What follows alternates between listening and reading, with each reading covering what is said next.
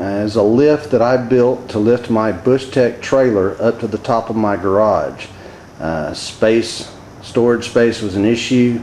I had seen a lift like this on the internet that a guy had built to lift an aluminum cargo trailer, and I just pretty much adapted it for my use here. I did not want to have to hook any straps onto the trailer itself, so I built this platform. I'm going to try to walk you through it and just kind of show you what I did. Maybe this will work for you. Basically what I've got is just a wooden platform. This cross piece here is what the tires roll up against. That gets my tongue the right distance from the wall. Basically 2 hinges and a ramp in the back that just helps me get the trailer up on here. If you'll notice what I've got down here at each corner, I've just basically got a eye bolt up to a little snap ring or carabiner ring, whatever you want to call that. A couple of wire clamps to hold it. Got that on all 4 corners. These cables, if you can see this, go up to the ceiling. They go through the ceiling. I've got holes drilled in the ceiling. I'll show you in a minute what it looks like in the attic. I've also got some eye bolts going into the ceiling joist right next to each of the 4 holes. That comes down to a I call it a snap ring. These are rated for the weight of the trailer. I'll show you in a minute when I raise it. I'll show you exactly how those work. Those are nothing more than safety cables. Once I get this lifted, I hook those on and I let the weight off of the hoist back onto those safety cables, and that's what holds it in place. Again, the Bushtec trailer, this is what I designed it to lift. See if I can get it where you can see it. This trailer, as it sits here empty, by my best estimate, weighs about 150 pounds with the empty cooler and with nothing inside. So be patient with me. Let me reposition the tripod and I'll show you how this works. Okay, probably pretty self-explanatory, but basically when I get ready to store my trailer, I line it up. Again, this may be different for your trailer. I line it up, roll it up the ramp, put it on the marks that I've got to show me that I'm in the middle. When it hits that bar on both sides, the tone goes down. Now I know that I'm in the right place. Now as far as my peace of mind, I designed this bar here. It goes across behind the tires and is dropped in place. I don't know if you can see this or not. Is dropped in place with just some carriage bolts or just a hex head bolt. Does nothing but drop down through a hole here in the bottom. Got pre-drilled holes here in the wood. I just line those up. Okay, I'm hoping this will give you a good enough view of what I'm doing here. Try to step out of your way. Basically, I just hit the hoist button and up we go. This trailer will lift till the bottom of the platform is almost 6 feet high. That's all the ceiling clearance that I had. That's as high as I can go.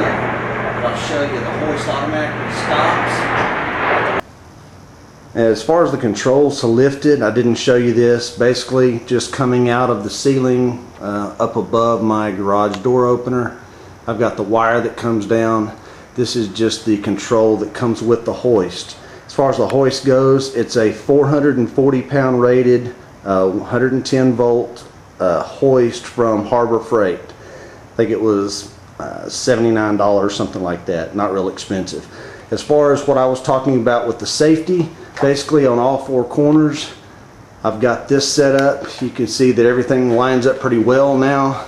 I'll show you exactly what I do here. Basically I just take these safety latches here, hook those on. Again, if the cable fails, it's not going to fail on this carabiner here. So even if this main cable here were to give out, we're still protected here. Again, I'm not going to show you all 4 corners, but it's the same type thing. Just go around all 4 corners. It's easier said than done on video. But again, go to all four corners, lock those in, and then I'll show you how that catches the weight. Okay, we've got all four corners hooked on the safety cables. As you can see, I bumped it. I've got a little bit of swing in the platform, and not a big deal. Basically, again, back to my control here. I'm going to come down with it, and if you notice, it came down, it caught on the safety cables here. A lot of tension on those, a lot of slack. If you notice the wire going up through the ceiling, a lot of slack in that. The hoist is no longer holding the weight of the platform, the safety cables are. Hope this helps you. Again, for those who want to see, if you want to continue this video, I'm going to go up in the attic with a flashlight. I'll try to give you a good look of what I've done up there and give you an idea of how it works for me. Maybe this will help you. Okay, here I am in the attic. Not exactly a part of the lift I thought anybody would ever be looking at, but again, I was asked by several people to post this, so here we go. Basically, here's the hoist. Don't know how much this is going to tell you. Harbor Freight, 440 pound, one of the lightest, I believe, 110 volt hoists that they sell. If you'll notice, and you'll see this more when I cycle it, got it hooked up with the hook attached to the hoist, running through a pulley.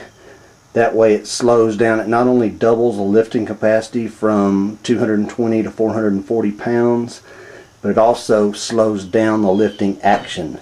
As you saw going up, I don't want it to lift any faster than it does. That red disc there, and actually the pulley, I guess in this case, hits that little rectangular black plastic piece. That's the shutoff. That's what stops the trailer at its on its upward travel, keeps it from hitting the ceiling, puts everything at the right height. From this, see if I can back out and show you. I've got this, again, I call it a carabiner. I don't know what you call it, snap ring. It is weight rated. I believe this one's rated for, gosh, 500-600 pounds at least. Don't skimp and buy cheap on this part. Your entire system is resting on this. That attaches the 4 cables to the pulley on the winch. Those 4 cables, and we'll follow those down. If y'all know Fred Harmon that does the videos for the Gullwing maintenance, Fred's a great cameraman. I am not. But hopefully this will show you. All 4 of those come down. Basically, I've got a staggered setup. I've got 4 pulleys mounted on 2 separate levels, which lets the cables come in at roughly the same location. To spread them out and put 4 in a row, I tried that at first and the cables were getting tangled in each other. So I found, at least for me, this is the best setup. You'll notice that all 4 cables, after they go through around the inside of the pulleys to keep them all as close as I can together, at that point they split. They go out on the back side of this block as a pulley. This one right here comes across. There's a pulley. It's mounted to the side of a block. The blocks are actually, if I can zoom out, wrong way. If I can zoom out, you'll see the blocks are bolted down, lag screwed down, in roughly the same orientation that the wire comes out of the pulley. That way nothing touches. The pulley's running true with the angle of the wire. It goes down through this hole right here, drops down, goes through a hole in the sheetrock, and that's where you see it come through on the bottom, or on the garage ceiling rather. Just to kind of give you an overview of what I've got here. My garage happens to be built pretty sturdy, which surprises me. These are 2x10s or 12s. I think they're actually 12s on 16-inch centers. So the weight that I'm putting on it is really insignificant. But anyway, I've got this, got 2 runners, 2x10 runners that span 1, 2, 3, 4, 5, 6 of the ceiling joists. Got one of those on either side. As you can see, got the pulley support on this end that's screwed down to those. And then on this end I've got a beam, an engineered beam that was part of the garage, but it made a really good place to mount the hoist. I built that support because the bolts on the hoist are actually on what you see as the back side, and I needed a good vertical surface. Rather than bolt it to the beam itself, I put it up top just to make it a little more accessible. There's the yellow control. I fed it up just to be able to show you from up here the lifting and lowering action. And again, here's the view. This gives you a little better view of the setup with the blocks and the pulleys. I'm going to see if I could get you a model number. Stanley is who makes those pulleys, I believe. Below that, I believe it says National. Let me check. Yeah, that is right. It says Stanley right below the little pin, and then below that, it's hard to show you, but it does say National. If you Google National pulley, you can come up with these. They're just a flush mount brass, I guess, pulley. They are rated for 420 pounds each. So you can see this is way overbuilt for what I'm doing, but I would rather build too strong than not strong enough. Give me a second. Let me work my way over and get that control, and then I will do my best to show you how it works from up here. Okay, now again, bear with me. Hopefully nobody's gone down and put anything under this in my garage. Let me lower this now, and I will show you as best I can how it works.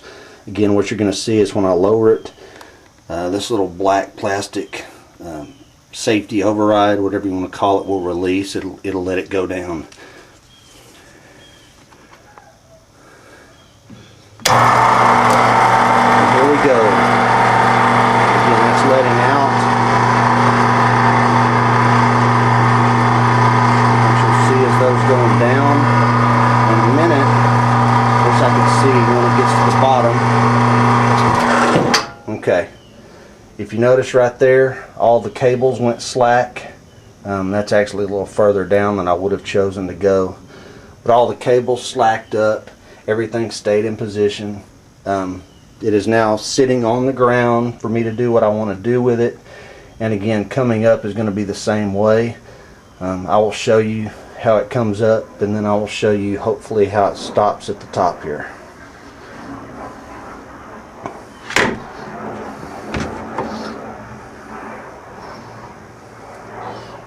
It's a little harder than I expected, holding a flashlight and a camera and pushing a button, so let's see how this works. Okay,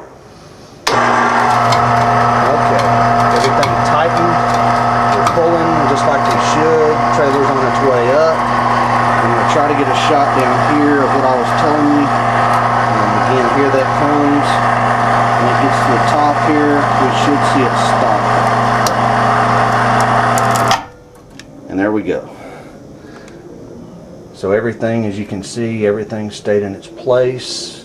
The hoist is now holding the trailer. All I've got to do is go downstairs now, hook the safety cables on, lower it just slightly, let the safety cables pick up the slack, and I'm done. Okay, we're almost 15 minutes into this video, so I'll wrap it up. But I did want to end by giving credit where it's due. This lift was not my idea. The design was not mine. I want to give kudos to a gentleman named Alan Lilly. I don't know Alan, but I found his lift on the internet. We corresponded a little bit, and he was of great help to me. If you want to look at his, and he goes so far as to do some drawings of the design that were pretty helpful. So I'm going to try to zoom in and show you the URL of his site. You'll see it there. It's http panofish, panofish.net/ hopefully you can see that. It's garage-trailer-lift. What that will get you to is a page where he shows his videos and how he went about building. And again, I just took his design and adapted it for my use. So anyway, hope this helps you.